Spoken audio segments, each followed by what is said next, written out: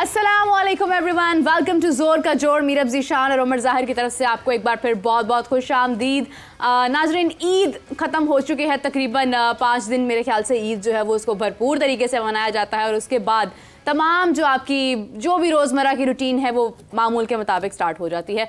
और दूसरी तरफ अगर हम देखें तो T20 वर्ल्ड कप का टूर्नामेंट भी जारी है, जिसमें पाकिस्तान शामिल नहीं, लेकिन पाकिस्तान ख़बरों में ज़रूर शामिल है। पाकिस्तान अभी वापस भी नहीं आया, मगर एलिगेशंस, इल्ज़ामात हर जानिब से पाकिस्तान टीम पर लगाए जा रहे हैं। ख्वाह कोई सहाफ़ी हो, कोई पॉलिटिशियन हो, कोई यूट्यूबर हो, कोई आम शख्स हो, हर जगह पर आप देखेंगे तो पाकिस्तान क्रिकेट टीम की कारकर्दगी पर ही बात हो रही है।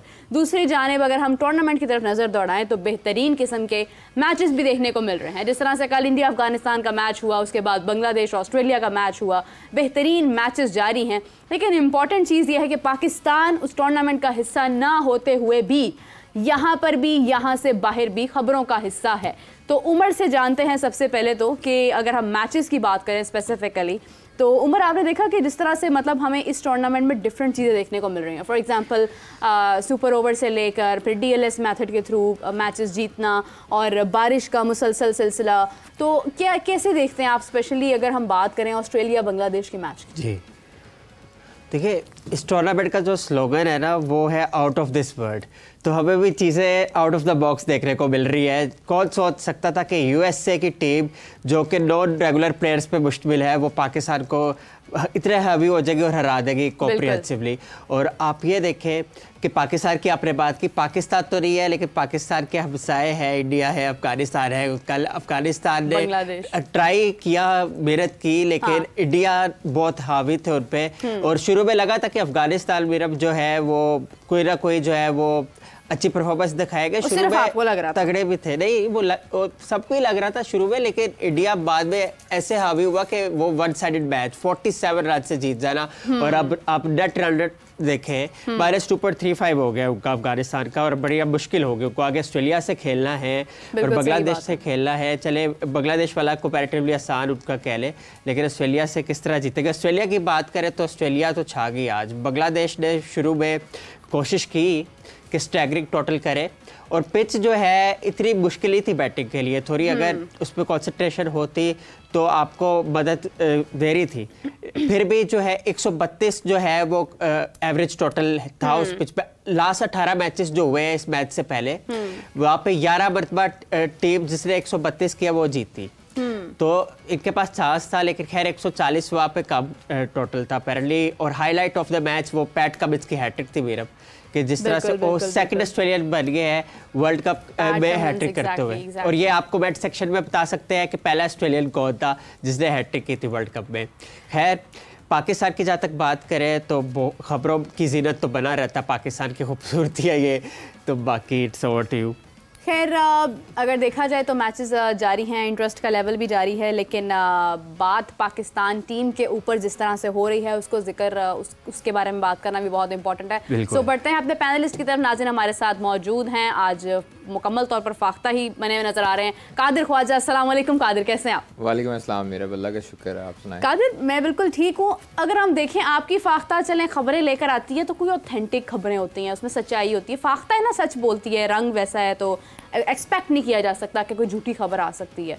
लेकिन कुछ लोगों के पास कुछ चुड़ैलें भी हैं जो उनके पास खबरें लेकर आती हैं और वो उनकी चुड़ैलों जैसी ही होती हैं, यू नो, मतलब उसमें एक डार्कर एस्पेक्ट, झूठ भी कह सकते हैं, बिला वजह की कोई बात भी कह सकते हैं। कितनी ऑथेंटिक है, कितनी नहीं है, क्या सबूत है, क्या हकायक हैं, कुछ समझ नहीं आता। फिर जिनके पास वो खबरें लेकर आती हैं वो खुद भी उन्हीं तमाम चीज़ों का शिकार होते हैं जिनकी वो बात कर रहे होते हैं। सो डेफिनेटली आप मेरा पॉइंट समझ गए होंगे कि मैं मुबशर लुकमान की बात कर रही हूँ।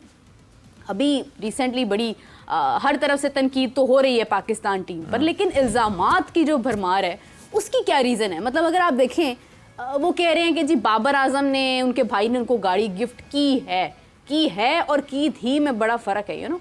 तो गाड़ी गिफ्ट की है, वो गाड़ी मेरे पास भी है, आप तैयार रहे हैं उसकी खराबी। अच्छा, आपको मतलब गाड़ियों की खराबियों का भी पता है कि गाड़ी में ये खराबी भी आने वाली है। बाबर ने तो चलो अभी ली है। पहली बात तो ये है कि बाबर की किसी भी चीज़ को उनको कोई गिफ्ट कर रहा है, उनको रिसेंटली MG भी गिफ्ट हुई, उनकी परफॉर्मेंस थी PSL में जो भी था, तो आप उनके ऊपर क्वेश्चन उठा रहे हैं तो पहले आप अपना गिरेबान तो देख लेना कि आपके पास कहाँ से गाड़ी आई है। आपने कहाँ से ली है? फिर तो सवाल ये भी बनता है। लेकिन ये है कि पाकिस्तान टीम की नुमाइंदगी अगर बाबर कर रहे हैं और हम देख रहे हैं कि वो उन पर जिस तरह से खुलम खुला इल्जामात लगा रहे हैं, तो आपकी फाख्ता क्या कहती है? ये कौन चुड़ैल है जो इनके पास ये खबरें लेकर आ रही है?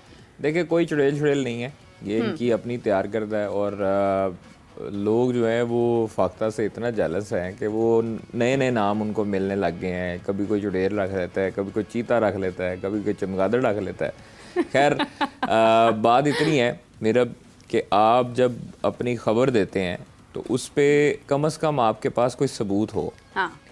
अगर इन केस, अब चूँकि बाबर आजम, ये भी एक खबर है, हम बाद में बताते हैं। अब आप देखें कि 9 महीने पहले फैसल आजम जो उनके भाई हैं, वो यूट्यूबर हैं और साथ बिजनेस करते हैं, ठीक है। उनके वालिद साहब भी बिजनेस करते हैं। अब बाबर आजम जो है वो कमाने वाले हैं, मतलब ज़्यादा कमाने वाले हैं उनसे। उनकी तमाम तर भाइयों से अर्निंग ज़्यादा है। हाँ। बात सिंपल सी इतनी ये है कि बाबर आजम का भाई गिफ्ट करे या बाबर आजम भाई को गिफ्ट करे। आप मामे लगते हैं कि भाई आप जो है ना वो अपनी चुड़ैलों से पता करवा रहे हैं कि आपने जो है ना गाड़ी गिफ्ट कर दी, ऑडी ई-ट्रॉन गिफ्ट कर दी। ओ भाई, ऑडी ई-ट्रॉन छोड़ के वो फोकर त्यारा गिफ्ट करे, आपको इससे क्या प्रॉब्लम है? आप मुझे ये बताएं कि आपके पास, मुबशर लुकमान साहब से पास मेरे सवालात हैं कि आपके पास, मुझे ये बताएं कि आपने कहा जी मेरे पास भी ऑडी ई-ट्रॉन है। 80 साफी आज तक हमने जो है वो इस तरह की जो है ना वो चीज़ें नहीं सोची। हम तो तनख्वाहदार हैं, बिल्कुल ठीक है। एक महीने में हमारा गुजारा होता है तनख्वाह से, इतनी महंगाई में। मुबशर लुकमान साहब से मेरा सवाल है कि उनके पास प्राइवेट जेट कहाँ से आया?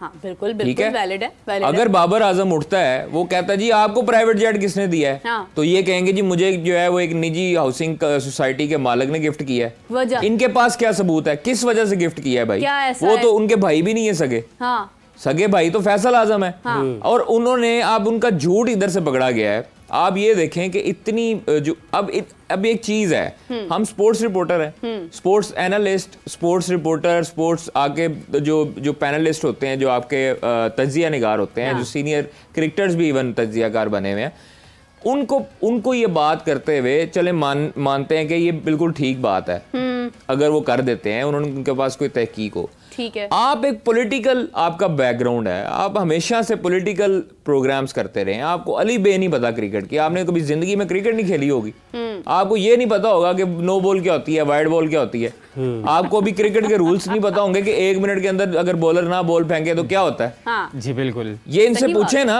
ये इनको बैठा के सामने, अगर इनके सामने कोई बैठे हो तो इनको पूछें 2-3 सवाल, ये एक्सपोज हो जाएंगे। पहले अपनी चुड़ैल से पूछें आईसीसी के कवानीन क्या है। मैं आपको यही अर्ज कर रहा हूँ कि इनको नहीं पता होगा, ये सामने बैठेंगे एक्सपोज हो जाएंगे। अगर मुझे कोई पॉलिटिकल बंदा पॉलिटिकल सवाल पूछता है तो मुझे उसका नहीं आइडिया, मेरी वो फील्ड ही नहीं है। आपकी जब एक फील्ड पॉलिटिकल लिहाज से है तो आप क्यों मामे लगते हैं? आप जो ना हर जगह से आप उठ के कह रहे हैं जी बाबर आजम, हर बंदा उठ रहा है। अभी ये बड़ा अच्छा मौका है, हर बंदा उठ रहा है जिसको घर में दूसरी दफा सालन नहीं मिलता, वो उठ के बाबर आजम के बारे में और पाकिस्तान टीम के बारे में बातें करने लग जाता है। मतलब इतनी सेंस है इनको कि ये मुबशर लुकमान साहब दो सवालात के जवाब दे दें। आपके पास प्राइवेट जेट कहां से आया? हाँ। आपके पास प्लॉट्स कहां से आए? आपके पास इतना बैंक बैलेंस कहां से आया? आपके पास डाले और गार्ड कैसे आए? सही बात है। प्रोग्राम एंकर बाकी भी हैं, किसके पास है प्राइवेट जेट? मुझे ये बताएं। मेरा नहीं ख्याल। नजम सेठी साहब इतने, मतलब उनकी फैमिली बैकग्राउंड इतना अमीर है, बाकी आप देख लें हामिद मीर, किसी के पास नहीं होगा। सही बात। इनके पास कैसे आया? अपनी दफा जो है वो ये साबित नहीं कर सकेंगे। हाँ। अपनी दफा वो मुबशर लुकमान है ना, वो किसी के ऊपर भी इल्जाम लगा सकते हैं। तो आप कौन होते हैं कि जी किसी की फिक्सिंग का इल्जाम लगाने वाले? अब ये पकड़ में आने वाले हैं, आपको पता है। ये चले मैं अब फाख्ता से अब खबरें बताता हूँ ना आपको कि अब बाबर आजम जो है उसने तैयारी पकड़ ली है, अपने लॉयर के साथ राब्ता कर ली है और अब वो मुबशर लुकमान साहब को कहेगा कटहरे में लाकर कि भाईजान आए, प्रूफ करो और प्रूफ करें।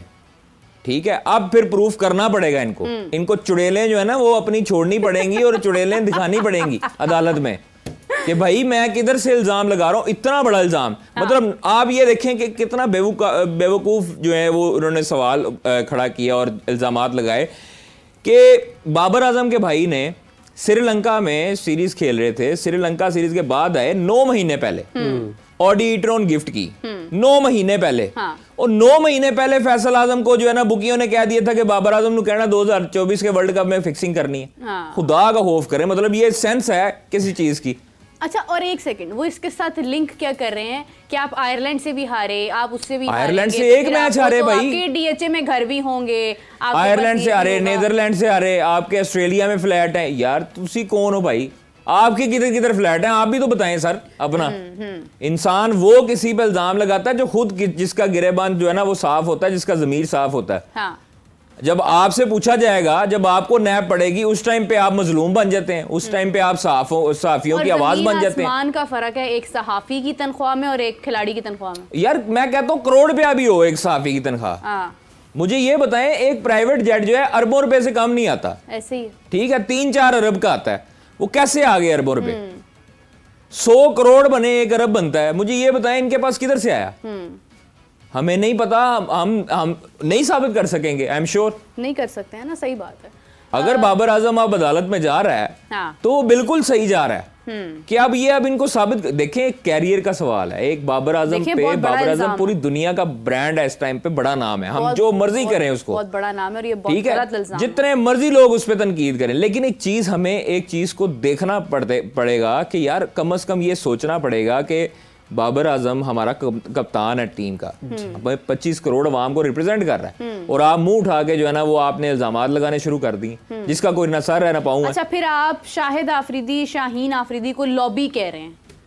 आपको क्या राइट है कि आप किसी भी टीम को, अगर टीम में ग्रुपिंग है या नहीं है, उसकी क्या वजह है क्या नहीं है, आपको उसका कोई सर पैर नहीं पता, आप बस इधर उधर से बातें सुन के हेयर एंड से को खबर बनाकर तो आप कह रहे हैं कि ये लॉबी है। आप कैसे कह सकते हैं एक शाहीन आफरीदी जो हमारे इस टाइम टॉप बॉलर हैं, जिनके बगैर हम इमेजिन नहीं कर सकते हैं कि हम पाकिस्तान टीम को आगे कैसे लेकर जाएं, या उनकी एक जगह है हमारी टीम में एक अहम, आप उनको कह रहे हैं कि शाहिद आफरीदी जो इतना बड़ा नाम है, जिन्होंने पाकिस्तान टीम की क़ियादत की है, अभी इस वक्त वो आईसीसी के ब्रांड एम्बेसडर हैं, आप उनके बारे में कह रहे हैं कि ये जो दोनों जी लॉबी है इनकी, तो आप किस बेस पर उनको लॉबी कह रहे हैं? मतलब you want to say that के उनको आप टारगेट एक तरफ कर रहे हैं। देखिए, जिस जिसका भी नाम इसमें लिया गया ना, इसमें सकलैन मुश्ताक का, इंजमामुल हक का, हारिस रऊफ का, उसके बाद शाहीन शाह अफरीदी का, शाहिद अफरीदी का, उसके बाद इनका बाबर आजम का, ये जिन के भी नाम लिए हैं ना, उनको सबको चाहिए कि लीगल नोटिस भेजें। बिल्कुल, इनको अदालत में लेकर आए। राइट बनता है। देखिए, जिसका भी दिल करेगा, यार हमें दुश्मनों की जरूरत ही नहीं है, हमारे तो आस्तीन में साम बैठे हुए। देखिए जी, डेफामेशन का पूरा इसके ऊपर केस बनता है। आप मेरा मैं आपको 100% देखिए, जो उनकी चुड़ैल हो या जो भी हो, और करप्शन का नहीं साबित कर सकेंगे आपके लिए। मैं आपको बता रहा हूं कि नहीं साबित कर सकेंगे। क्या सबूत है इनके पास कि इन्होंने अच्छा, फिर कितनी बुरी बात है, कितनी घटिया बात की है उन्होंने कि आप जो है वहाब रियाज के जो फोत शुदा जो उनके वालिद हैं, उनके ऊपर इल्जाम लगा रहे हैं कि वो बुकी का बेटा है। बिल्कुल सही। वो आप कबर से उठ के आपको साबित करें कि वो मैं बुकी था या नहीं था। आप उनके भाई के ऊपर इल्जाम लगा रहे हैं। मतलब यार ये कोई हद होती है एक बंदे की। आप अपने आप को सिर्फ और सिर्फ लाइमलाइट में लाने के लिए लोगों की इज्जतें उछाल रहे हैं। मतलब हमारे क्रिकेटर्स हैं, ये हमें रिप्रेजेंट करते हैं, और आप जो है मुंह उठा के जो है वो आप पहले अपना जवाब दें ना कि आप कौन है। मतलब आपकी जो सहाफत है, सारी सहाफत आपकी एक तरफ, और आपने जो इल्जामात लगाए हैं वो आपकी किधर गई? कौन सी सहाफत करते हैं आप? इनकी मुख्तलिफ अदवार में वीडियोस लीक हुई हैं। हाँ। आपको पता है, इन्होंने पेड जो है ना प्रोग्राम किए। बिल्कुल। अब मैं इनको कहता हूं, जिसका सबूत भी है पूरी यूट्यूब पे, पूरे लोगों को पता है। बिल्कुल सही कि जो साबिक जो प्रॉपर्टी टाइकून थे, उनका प्रोग्राम इन्होंने किया। वो किस तरह किया? बार बार इंस्ट्रक्शंस आ रही थी कि वो सामने बैठा था, नहीं जी नहीं, ये सही ये एंजी कह रहे ने, वो इनके साथ वो एक को एंकर भी थी इनकी। जी। तो वो सबको नजर नहीं आता कि ये कौन है। प्राइवेट जेट भी तो लेना था ना। देखें, ये चीजें फिर आपकी नहीं छुप सकती ना। आप जब अपने गिरेबान, आपका जमीर साफ हो ना, तो आप किसी पे उंगली उठाने के लिए काबिल होते हैं। जब आप खुद ही जो है वो इस तरह की चीजें में मुलव्वस रहेंगे तो फिर आप क्या करेंगे? आप जवाब दें जी, आपके पास प्राइवेट जेट कहाँ से आया? आपके पीछे डाले चलते हैं, आपके गार्ड चलते हैं, आपका इतना बड़ा नेटवर्क किधर से आया भाई? आप सकलैन मुश्ताक अहमद साहब को, इन तमाम नाम जो आप ले रहे हैं, आप उन पे करप्शन का इल्जाम लगा रहे हैं। सबको चाहिए। मैं कहता हूं कि देखें, वो जो वहाब रियाज को तो उन्होंने बकायदा तौर पर हिट किया, उनकी फैमिली को गलत अल्फाज में उन्होंने बात की। उनके वालिद जो है वो तो बुकी थे। मतलब यार ये कोई सेंस है? आप जो है वो अपने आप को इतना नाम नेहाद साफी कहते हैं और बड़ा आदमी कहते हैं, तो बड़ा आदमी इस तरह नहीं होता कि हर किसी पे मुंह उठा कर इल्जामात लगाना शुरू कर देगा। आप में और भारतीय साफियों में कोई फर्क नहीं है। बिल्कुल। कि वो हमें तो दुश्मनों की जरूरत ही नहीं है ना भाई, हमारे पास तो अपने अंदरूनी साजिशी बहुत हैं बैठे हुए। कादिर भाई आपको नहीं लगता कि ये जर्नलिस्ट जो भी है कि डिबेट सेट होनी चाहिए, पॉलिटिकल है तो पॉलिटिकल में रहे, क्रिकेट में देखिए मैं समझता हूँ मैं एक बात करने से पहले हमने पॉडकास्ट किया था जिसमें बाबर आजम का जिक्र किया था, लेकिन हमें उसके बाद हमें एहसास हुआ कि यार हमने गलत किसी को पर्सनल हिट नहीं करना चाहिए, तो मैंने एक्सक्यूज किया था कैमरे के सामने। ये आज भी रिकॉर्डिंग पड़ी है सामने, मुझे तो कोई शर्म नहीं आई कि भाई माफी क्यों मांग रहे हो, माफी मांगने से कोई छोटा नहीं होता। मैंने अगर गलती की है मैं उस चीज को एक्सेप्ट करूंगा, मैंने गलती की है, लेकिन आप गलती को आप प्रोटेक्ट करें और फिर ऊपर गलतियों पर गलतियां करते जाएं तो फिर ये नाजायज है काम। बिल्कुल सही बात है जी। और देखिए आप इल्जाम किसी पर लगाना, किसी के बारे में एक दुरुस्त बात करना और किसी के बारे में एक इल्जाम झूठा, उसके ऊपर जो है वो क्या बोलते हैं इसको, एक इसकी बाकायदा टर्म है कि बहतान बांधना, तो ये कितनी गलत बात है, तोहमत लगाना। आप किस बेस पर, अगर आप वेटरन हो तो आपको वो डिकोरम फॉलो करना चाहिए, मीडिया एथिक्स फॉलो करने चाहिए, आपके फैन फॉलो गए, आप चंद व्यूज के लिए अगर आप इस तरह के टैक्टिक्स करोगे तो ज़ाहिर बात है क्वेश्चंस उठेंगे, या तो फिर आप एविडेंस दे दो किसी बात का तो फिर बात है। लेकिन एनी हाउ अब थोड़ी क्रिकेट की बात कर लेते हैं कि कादिर भाई कल अफगानिस्तान के खिलाफ जो इंडिया ने परफॉर्मेंस दी, आपकी कोई की टेक वेस्ट है इसमें मुतालिक के? देखें कोहली नहीं चले, शर्मा नहीं चले, लेकिन एक बार फिर सूर्य कुमार यादव इंडिया के रेस्क्यू में आए और साथ पाट ने अच्छा खेला और हार्दिक ने भी अच्छा खेला, फिर बाद में बुमराह वर्ल्ड क्लास बॉलर है और once again he proved his battle.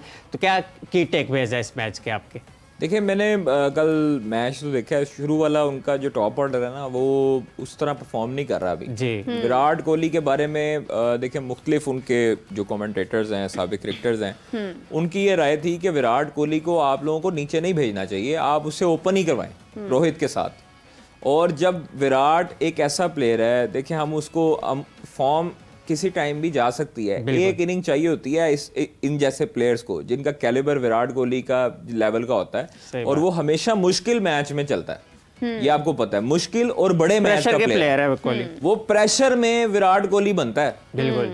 वो पहले अगर आपके इजी मैचेस होंगे उसमें वो आपको उसकी बॉडी लैंग्वेज भी इजी दिखाई देगी, लेकिन वो जब प्रेशर वाला मैच होता है उस टाइम पे वो परफॉर्मेंस देता है, और यही विराट कोहली की पहचान है कि वो बड़े मैच का प्लेयर है। हारिस रऊफ को उन्होंने याद है आपको 2 छक्के लगाए एग्जैक्टली 2022 प्रेशर वाला मैच था, कोई भी बैट्समैन होता है इंडिया का, आई एम श्योर कि वो नहीं कर सकता था उस दौरान, क्योंकि मेलबर्न की जो बाउंड्री थी सीधी भी और फाइन लेग की भी बहुत बड़ी बाउंड्री थी। बिल्कुल हम उधर खड़े थे और सामने मैं स्ट्रेट पे खड़ा था जिस टाइम पे हारिस रऊफ को उसने पंच किया और छक्का लगाया, तो वो प्रेशर में अगर विराट कोहली हारिस रऊफ को छक्का लगा सकता है उस स्पीड में, क्योंकि हारिस रऊफ का बॉल जो था पाड़ा था और नजर नहीं आ रहा था, वो उस दौरान विराट कोहली ही टाइम कर सकता था, क्योंकि वो उस कैलिबर का प्लेयर है, उस प्रेशर इनिंग में उसको खेलना आता है।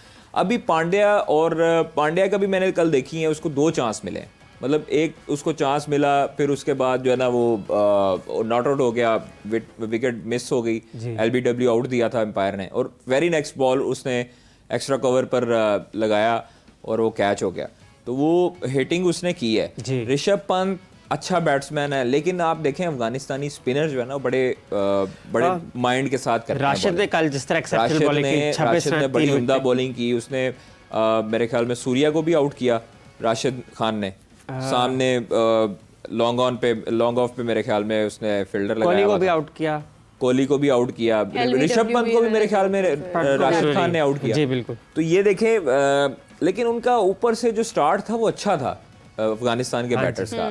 अनफॉर्चुनेटली मुझे समझ नहीं लगी गुरबाज का आउट होना। हाँ, गुरबाज का उसने बुमराह ने वाइड ऑफ स्टंप के बाद बॉल किया है, और आप जो है वो 5वीं स्टंप के पास खड़े होके तो वाइड के बॉल को छेड़े। अच्छा, एक चीज कादिर भाई जो नोट की मैंने कि देखिए स्पिनर से तो अच्छी बॉलिंग की अफगानिस्तान के, और फजल हक फरूकी भी नो डाउट अबाउट इट 15 विकेटों के साथ लीडिंग विकेट टेकर है, लेकिन कल ये देखा कि उन्होंने हाफ वाली अफगानी सीमर्स ने बहुत ज्यादा किया ऑफ स्टंप पे, जिसकी वजह से जो है वो मौका मिला इंडियन बैटर्स को, स्काई को और दूसरों को।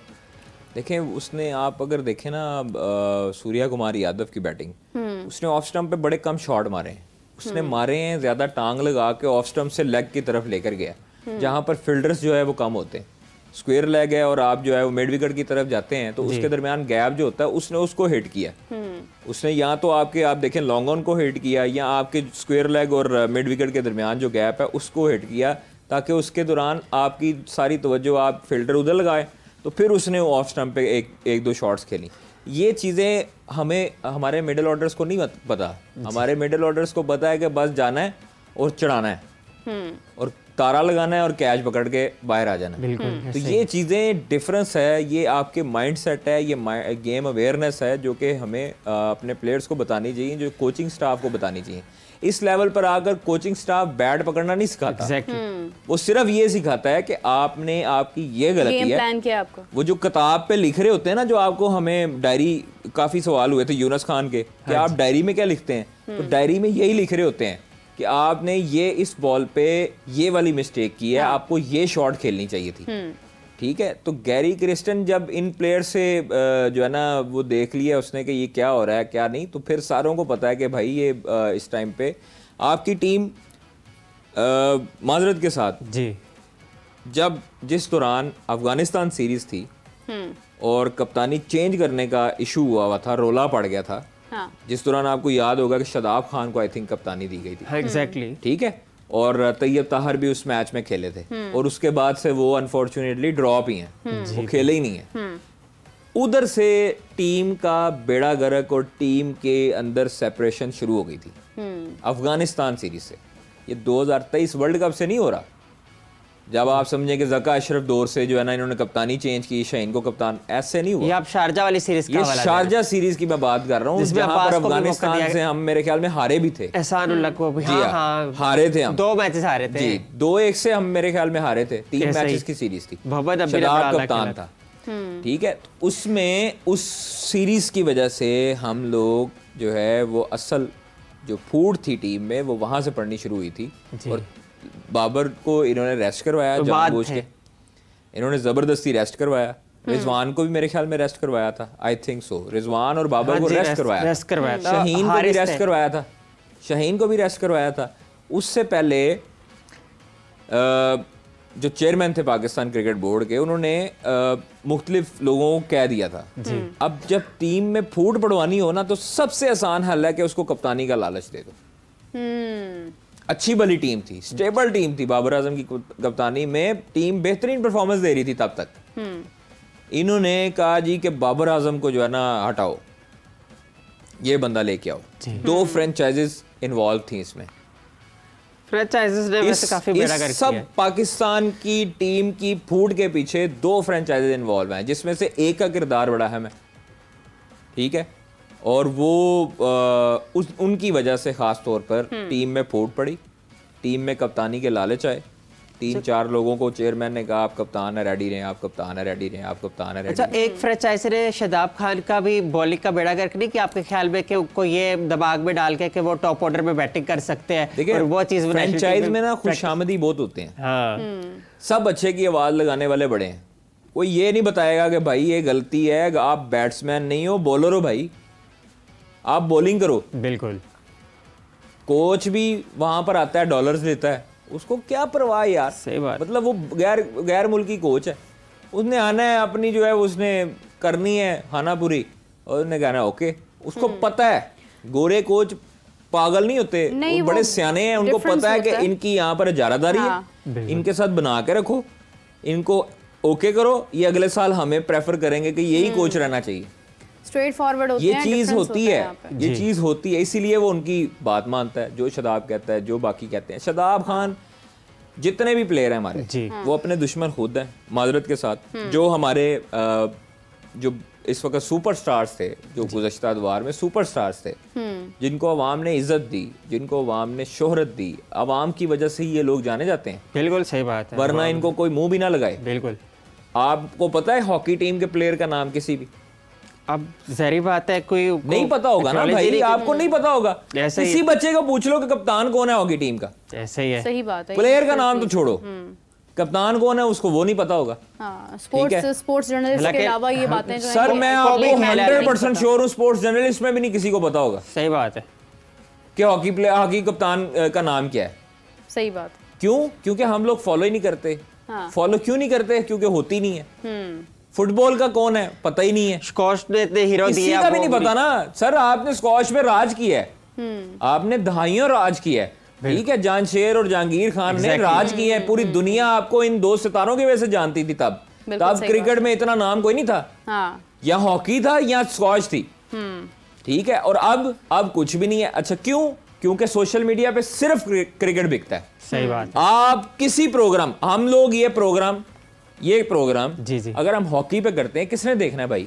सही बात। मुझे ये बताएं, क्योंकि हॉकी में ना बाबर आजम है, ना शाहीन शाह अफरीदी है, ना शादाब खान है, ना फखर जमान है।